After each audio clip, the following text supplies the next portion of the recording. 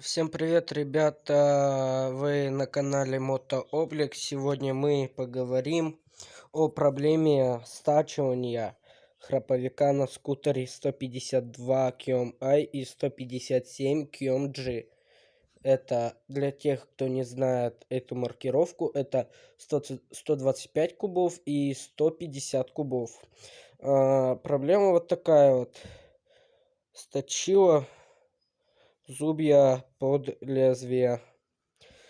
Почему это происходит?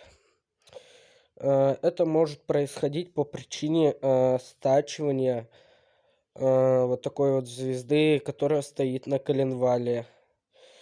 Стачивает ее прилично. Перевернуть ее никак нельзя, так как она стоит на конусной посадке.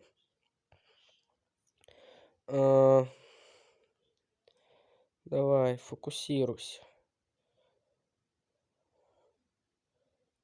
Вот. Вот так вот ее стачивает. Так что, если у вас появились характерные хрусты на кикстартере, туго заводится, проскакивает немного лапка, но не по шлицам вала, а просто проскакивает и как бы останавливается, то лучше проверить вот эту звезду.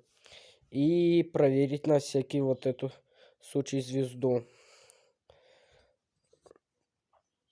Вот. Если вы увидели вот такие вот слизанные зубья, то пора менять саму звезду на коленвале.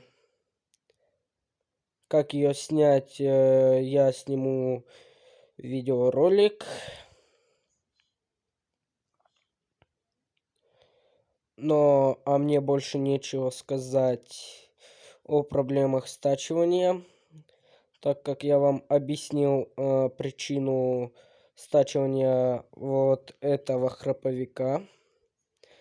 Конечно, вот эта сталь каленая, сам не знаю, как ее стачивает об некаленую звезду.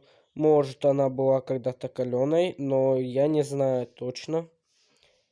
Так что услышали хрусты, всякие такие причины, которые я вам сказал где-то в середине ролика.